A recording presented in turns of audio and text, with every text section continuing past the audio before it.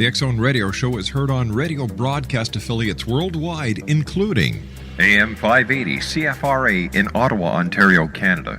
WPUL AM 1590 in Daytona Beach, Florida. KOHI AM 1610 in St. Helens, Oregon. KHRO AM 1150 in El Paso, Texas. And for more information on becoming a professional broadcast affiliate of the X Zone Radio Show, visit www.xzbn.net or call toll-free worldwide 1-800-610-7035.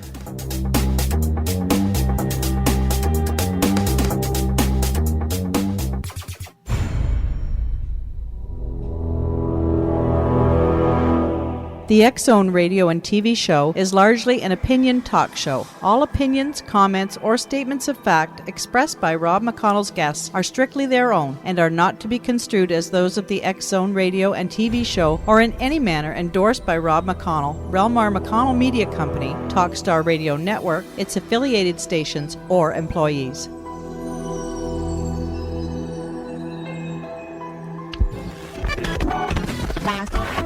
All Hit Radio.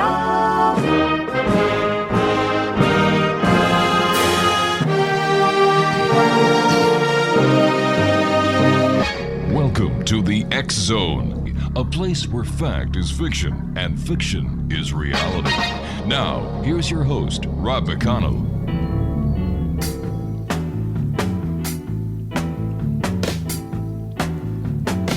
Well, no one told me about she lied. Well, no one told me about how many people cried.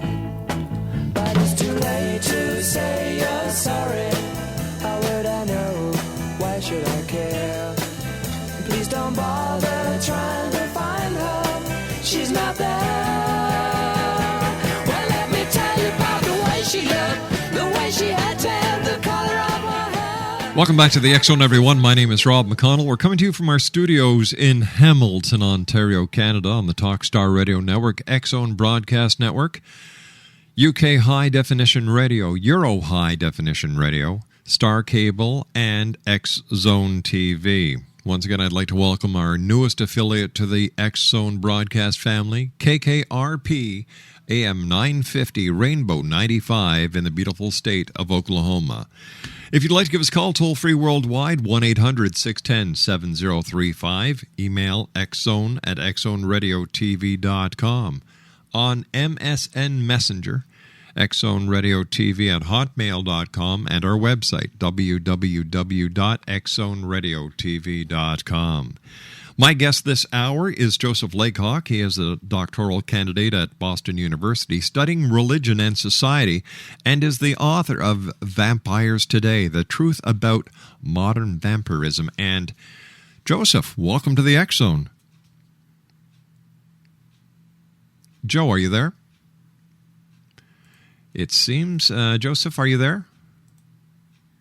It seems that we may have lost our guest. Hi, Joseph. Are you there? I'm here, yeah. Oh, okay. Welcome back. Technology is great when it works, so I can understand your frustration sometimes. Where did the interest in vampires come from? Well, it's interesting. Most people have seen all the work that I've done on vampires, and they assume that I must have been some sort of huge vampire fanatic for my whole life. Which actually isn't the case. I know other scholars where that definitely is the case. But this was actually sort of a crime of opportunity. I was a high school teacher in Atlanta, and I learned of work being done by a group called the Atlanta Vampire Alliance. And I introduced myself to them, and I thought this would be sort of a good into this community, and this would make a paper that would sort of draw attention to my work as a young scholar. And of course, the paper was originally presented at a conference on new religious movements, and it was a big hit. And Prager came up to me afterwards and said, we would really like you to make this into a book, because they knew what I didn't know, which was this whole Twilight thing was pretty big in 2009.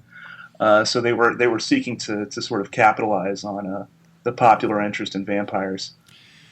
Joseph, you and I have to take a commercial break, but we will be back in 2 minutes. Thanks very much for taking time out of your busy day to join us tonight here on the X-Zone.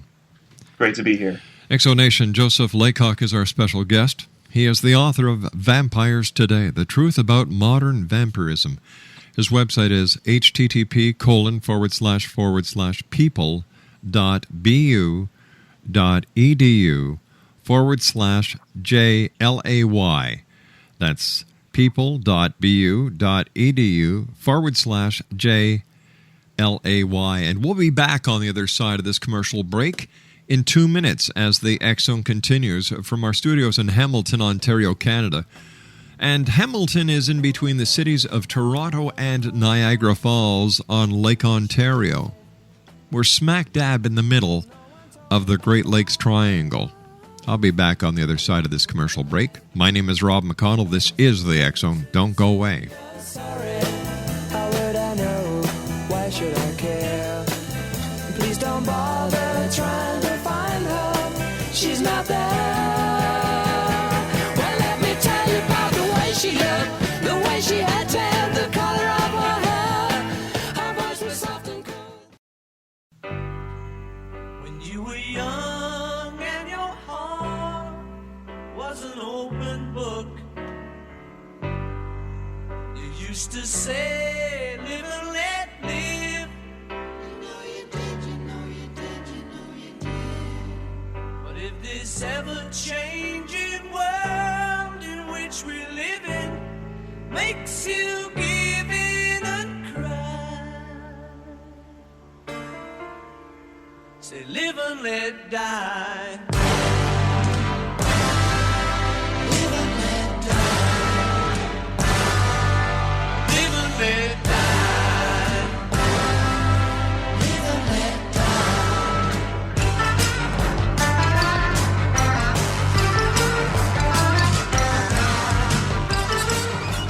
let Joseph Laycock is our special guest, Exonation. He is the author of Vampires Today, The Truth About Modern Vampirism.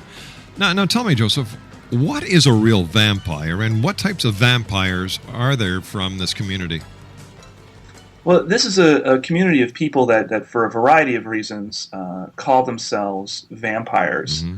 And they're using that word in a very specific sense. They don't actually believe that they are undead or will burn in the sunlight or sparkle in the sunlight or anything like that. And there's a few different types of individuals that make up this community. On the one hand, you have what are called lifestyle vampires. And these are probably the easiest to spot. You may have seen one. They tend to wear Victorian clothing, prosthetic fangs, contact lenses. And some of them may take this very, very seriously. There are even cases of people sleeping in coffins and things like this. But at the end of the day, they say this is just a lifestyle choice that I'm very passionate about. These are people that sort of admire and want to emulate the image of the vampire. Then you have people that are quote-unquote real vampires. Mm-hmm. The difference is that someone who describes himself as a real vampire says, this is not a lifestyle choice. I didn't choose to be this way. I was essentially born this way. And most of them will say what makes them a vampire is that to maintain their health, and that's defined broadly as mental, physical, and spiritual health, they have to feed. And so this leads us to the two major categories within real vampirism.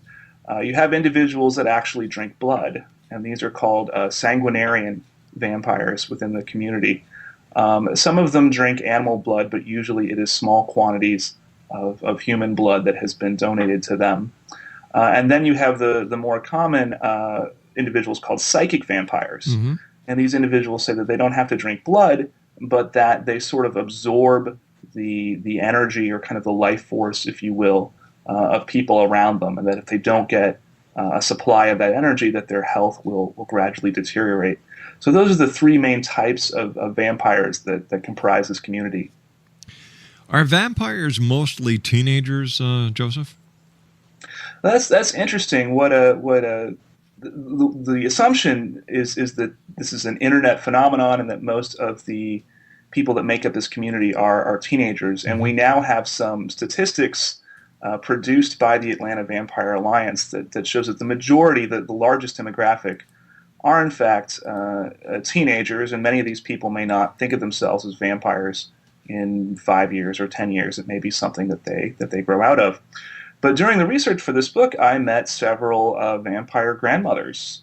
I met people in their 40s, 50s, from all walks of life, with all different degrees of education that identify as vampires, and in some cases have since the 1970s or earlier. So while there are a lot of teenagers in this community, it is not just a teen phenomenon. It appears to be here to stay.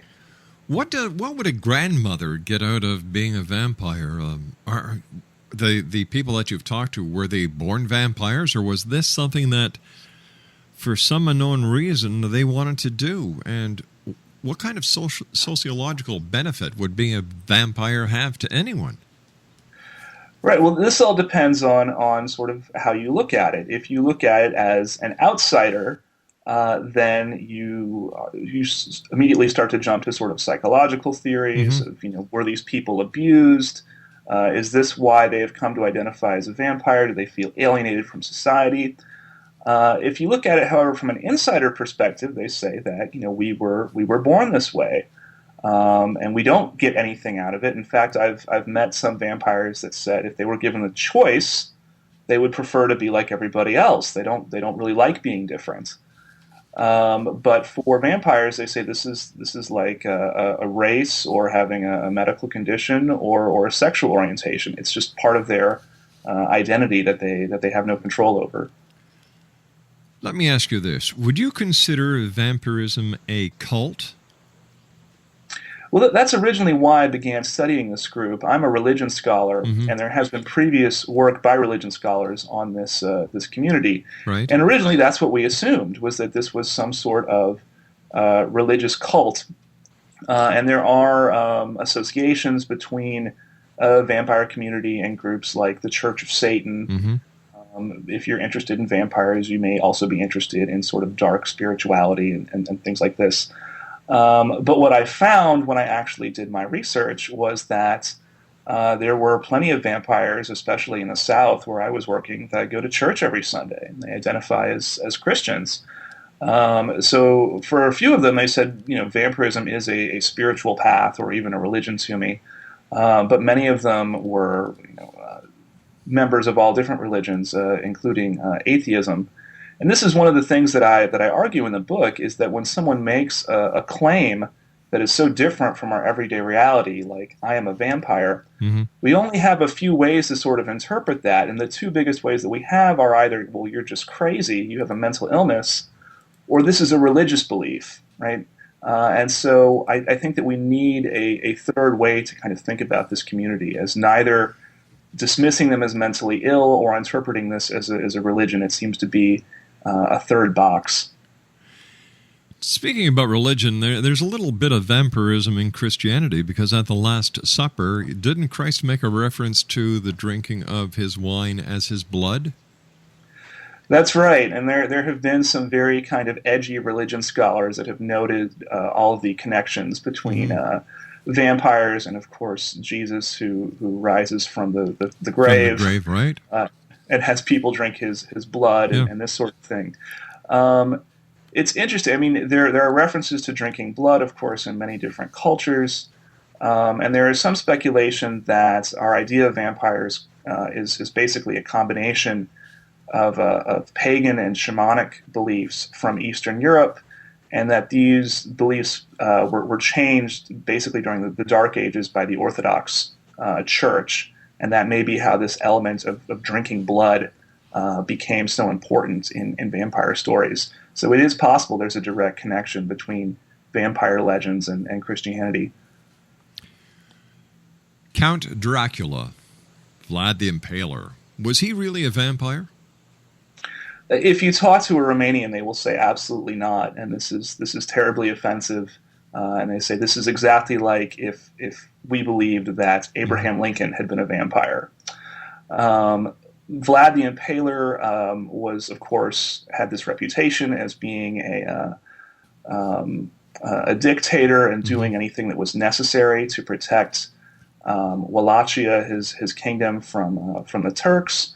Although some historians have said, history is written by the winners. Yes. And if you wanted to discredit a king in this day, what you did was you wrote lots of nasty stories about all the awful things that they did. So probably some of these stories are true, and some of them are exaggerated. But when Bram Stoker set out to write his story, Dracula, there were already all of these books in English about Vlad the Impaler and all the horrible things he had done, the impalements, the torture, and things like this. And so he thought that this would be an interesting basis to write his book about vampires. What is it like inside a vampire community? Well, it's interesting. There are a lot of kind of different levels of participation. So some groups of vampires are more how you would, I guess, imagine it. They have courts of vampires that they attend, and they dress the part in Victorian clothing and leather corsets and things like this. And they have enormous parties like the Endless Night Festival in New Orleans.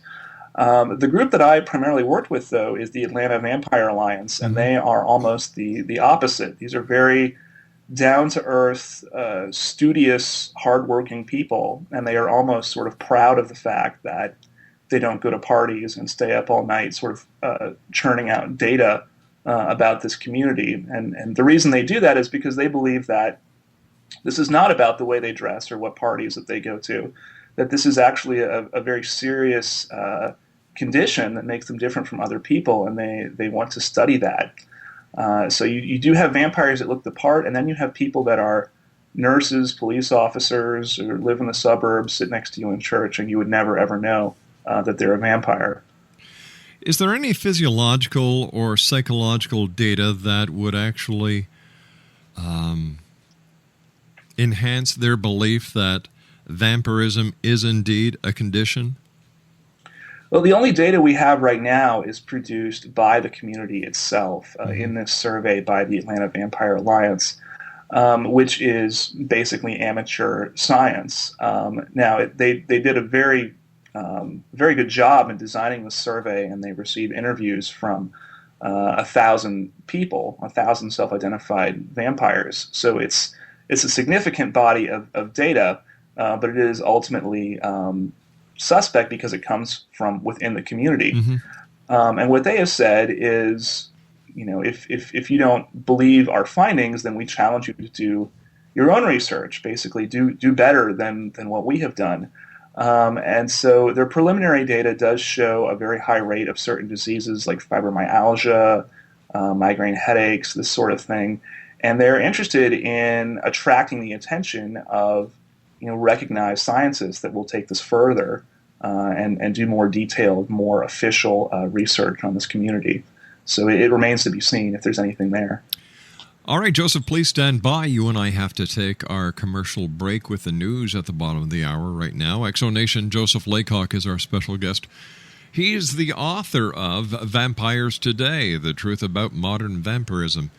His website is... You got your pens and pencils ready? Okay, great. people.bu.edu/JLay. And we'll be back on the other side of this commercial break as the X Zone continues right here on the Talkstar Radio Network, X Zone Broadcast Network, UK High Definition Radio, Euro High Definition Radio, Star Cable, and X Zone TV. 1-800-610-7035, worldwide toll-free. Email xzone@xzoneradiotv.com. And our website, www.xzoneradiotv.com. We'll be back on the other side of this break. Don't go away.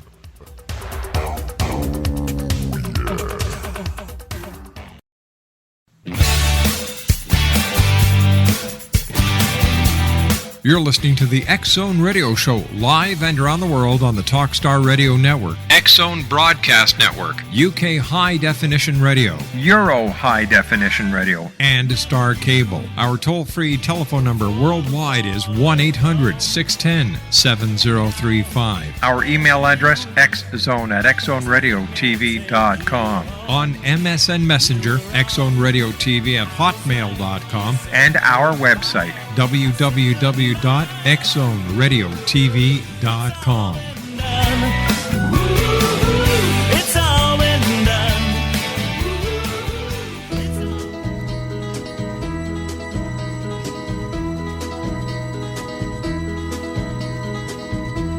Everybody's talking at me. I don't hear words they're saying, only the echoes of my mind. People stop and staring. I can't see their faces, only the shadows. Joseph Laycock is our special guest. We're talking about vampires this hour, X-Zone Nation. Joseph is the author of Vampires Today, The Truth About Modern Vampirism. And Joseph, what is the hierarchy in a vampire community? Well, it's interesting. Most of the people that are interested in this type of community are sort of rebellious and actually very suspicious of hierarchy. And so there are discussions as whether this is actually a problem to the community getting organized, that no one sort of wants to accept a leader or a president or something like that.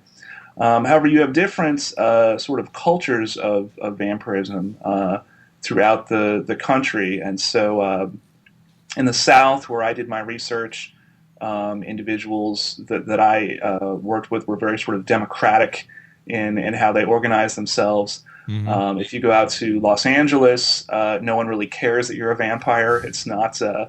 It doesn't really raise an eyebrow in LA. So the vampires out there are sort of anarchic. There isn't really an organization at all. And then if you go to New York is kind of the most hierarchical and sort of Baroque vampire culture, where you do have sort of tiers of vampires, and they'll often use terminology for this. So an elder, of course, would indicate someone that's very high up and has been around for a long time in the community and has some authority, whereas a neonate or a neophyte would refer to someone that is only sort of recently awakened to become part of this community. So there are elements of hierarchy, but there is not sort of a king of the vampires or anything like that. How long was your research with the Atlanta Vampire Alliance, and did you ever feel that you were in any danger while you were doing research for your book? It's interesting. There have been other people that have tried to sort of break into this community and do research on it, and these are mostly journalists, and they're mostly women. And so if you read books like Piercing the Darkness by Katherine Ramsland, she was a journalist, and she took the opposite approach from me, which was that she tried to disguise herself as a vampire and sort of blend in these nightclubs in New York. And so the women describe kind of frightening experiences in clubs, dealing with strangers wearing fangs and things like this. I had experienced nothing like that for a variety of reasons, one of which is I'm a man, and I recognize that people interact with me differently because of that, because of essentially male privilege. And then the other was that the group I was working with was not primarily interested in going to nightclubs and things like that. I was much more likely to observe vampires debating about what type of methodology they want to use to organize their data, as opposed to watching vampires in a nightclub put someone on a flogging rack and flog them. So I had a very different experience for that reason. In total, my sort of close work with the Atlanta Vampire Alliance, doing observations and interviews, lasted about 18 months, and I'm still in contact with them. This is a community that I still try to keep up with. Who's Rod Farrell?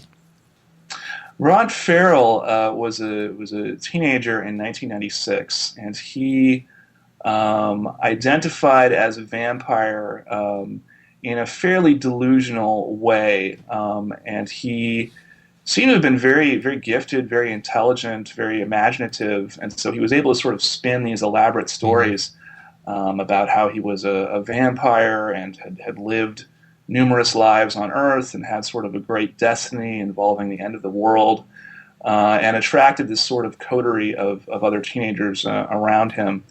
Unfortunately, his home life was just terrible. All sorts of abuse, drug addiction, things like this. And probably because of that, that led to a situation where he drove to Florida to visit an ex-girlfriend with this coterie of teenagers, and ended up killing the girl's parents.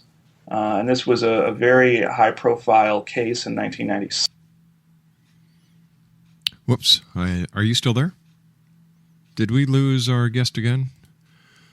Oh, geez. You've got to love Skype. Sometimes it works, and he's back. Okay, sorry about that. Apparently, we lost you there for a second. This darn Skype. I'm hearing a little bit of an echo on my end. Are you hearing that as well? Yeah, you're coming across chattered right now. Maybe I should stop and call again. All right, sure. Why don't you do that, and I'll let the listeners know how they can find out more about you on the website while you're doing that. Exonation, our special guest this hour is Joseph Laycock. He is a doctoral candidate at Boston University, and he is studying religion and society and is the author of Vampires Today, The Truth About Modern Vampirism. His website is people.bu.edu/JLAY. All right, there, I see you're back with us. And during your research, did you ever come across someone who you believed or thought might be one of these very old vampires who has gone from life to life, from life to life, and could be very old? Well, most individuals in this community will say that you can't actually be undead or immortal. It's gotten to the point where if you were to go onto a vampire forum or chat room and say that you were a 400-year-old vampire, you would be asked to leave. They would say, "Don't be silly." But there are vampires that believe in what they would call serial immortality, right? The immortality of going from one reincarnation to another. And so individuals like Michelle Belanger is a very good example. Right? She is many, many things, an artist, a musician, a writer, and then also a psychic and a vampire. And so with her group House Keperu out in Ohio, they believe that vampirism is sort of a spiritual path that goes with you from life to life, and that being a vampire sort of enables you to recall more from your previous lives, and that is, in a sense, a form of immortality. But there are many people that have the same talents that Michelle have who are not vampires. Right. I don't think that they claim a monopoly on having these types of abilities. In fact, they specifically say that they don't. If you read the Psychic Vampire Codex, which is one of the earliest sort of books of vampire metaphysics written by Michelle Belanger, she cautions her audience, who are presumably other vampires. There's lots of other people out there that can do these sorts of things, and so sometimes within the community they'll use the term awakened in a broader sense to refer not only to vampires but to people like psychics and other sorts of people that have these types of abilities. What about Susan Walsh, the reporter who disappeared in 1996? Did the vampires get her? Again, this is the same year in which Rod Farrell killed this poor couple down in Florida. So this was really a year of very bad press for the vampire community. Susan Walsh disappeared. She was doing a story on vampires, and so it isn't known what happened to her. And there was an article about her just last December on Nancy Grace. It's still an open case. It's not known if she's alive or dead. My personal theory, though, is that it probably wasn't vampires. Shortly before her disappearance, she had written an article on the Russian mafia and their role in human trafficking in New York, and had actually named members of the Russian mafia in the story. So she disappeared. I think that's probably the reason, and not because of vampires. But it's become sort of a point of sort of mystique, especially for the New York vampires. It's one of these things that has led to kind of conspiracy theories within the community. And if you were around at the time that Susan Walsh disappeared, that gets you a lot of cachet within the New York vampire community. You and I were talking before about, if one of these vampires went on to a forum and said that they were 400 years old, they'd be asked to leave the forum. But have vampires ever been outed to their community? Yes, they have. And again, this depends on what part of the country they live in. And so my research was primarily in Atlanta, which is the Bible Belt. And there were some interesting connections between the real life cases of these vampires living in a fairly conservative Christian climate, and the show True Blood on HBO, and that you don't want your neighbors to know that you're a vampire.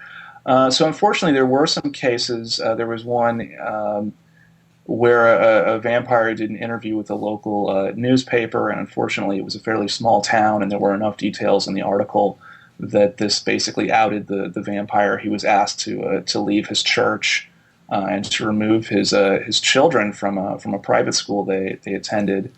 And then more recently, the show 2020 did a piece on vampires, and this led to vampires being outed again, and one of them was actually received basically a demotion in his job in law enforcement over this, which is troubling, because if we are a meritocracy, you should be promoted or demoted based on your abilities and not on whatever interests you pursue as a private individual.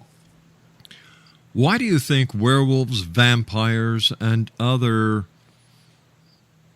let me see, how should I phrase this and still be delicate at the same time, and other aspects of the paranormal so captivating to society these days? Well, that's very interesting. If you look at sort of the older stories about these beings, they are sort of monsters, and they completely live outside of society, and no one would ever want to be one. You're simply afraid of them. And so I don't think it's that these creatures have changed. I think it's that we have changed, that people living today, their identities are very personal. We don't think of ourselves as villagers or members of a community anymore. We think of ourselves as individuals, and we can go where we want, and we can do what we want, and we can live whatever sort of lifestyle we want. And so now the vampire suddenly is no longer this demonic figure that lives on the outskirts of society. In fact, we kind of sympathize with it, right? The vampire has become a symbol of rebellion and sort of individuality and the outsider. So I think as we continue to become more sort of alienated and disassociated from others in our community, the more kind of sympathy we develop for these creatures.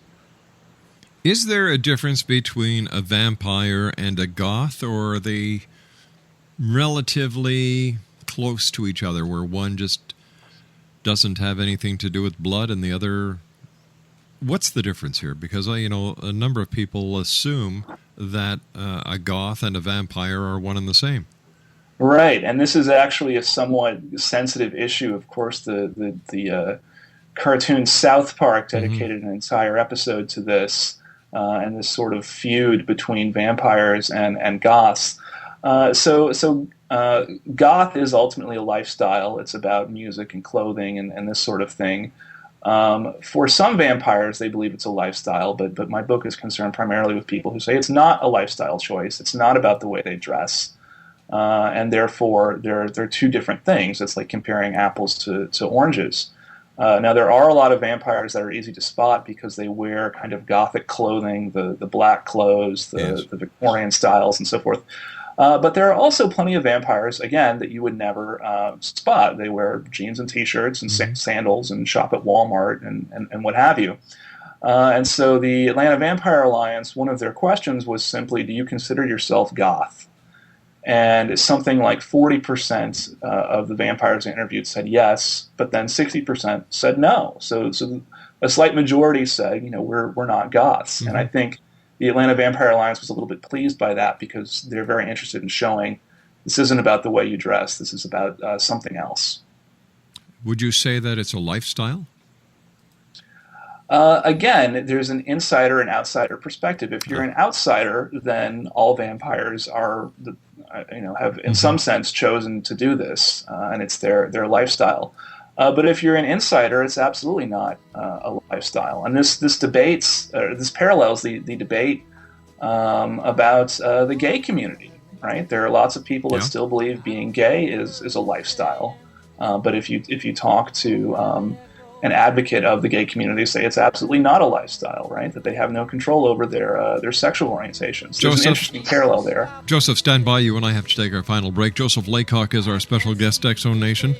He's the author of Vampires Today, The Truth About Modern Vampirism. And we'll be back on the other side of this commercial break as the X-Zone continues from our studios in Hamilton, Ontario, Canada. Don't go away. Through the pouring rain, going where the weather suits my clothes, banking off of the northeast wind.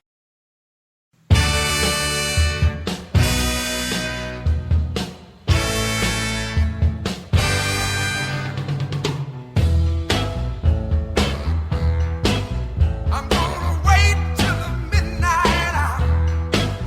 That's when my love comes tumbling down. I'm gonna wait till the midnight hour, when there's no one else around. I'm gonna take you, girl, and hold you, and do all the things I told you in the midnight hour. Yes, I am. Oh, yes, I am. One more thing I just want to say right here. All right, X-Zone Nation. Joseph Laycock is our special guest. He's the author of Vampires Today, The Truth About Modern Vampirism. His website is http://people.bu.edu/JLAY, or you can simply go to Google and Google in Joseph Laycock. It's that simple. Joseph, where is your book available?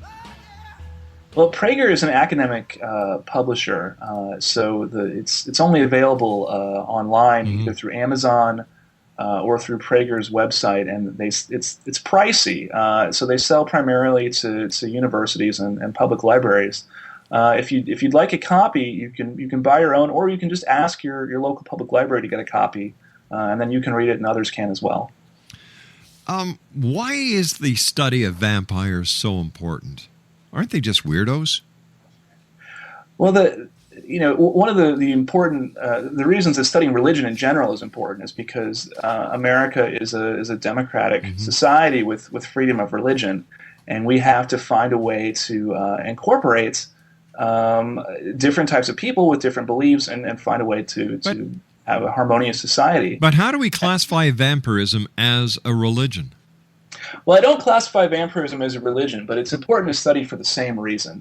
If you have a neighbor that believes that they're a vampire, right, we have to find a way to be neighbors without there being some sort of problem or sort of disharmony.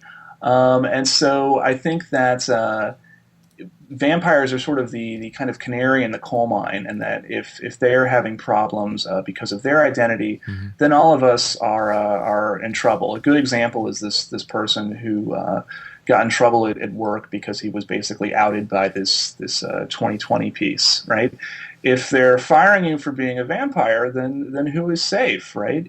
Can you be fired for liking too many horror movies, or because you are a Civil War reenactor on the weekend, or something like this, right? So it's in the interest of all of us to make sure that the vampires are not unduly harassed for their identity as vampires.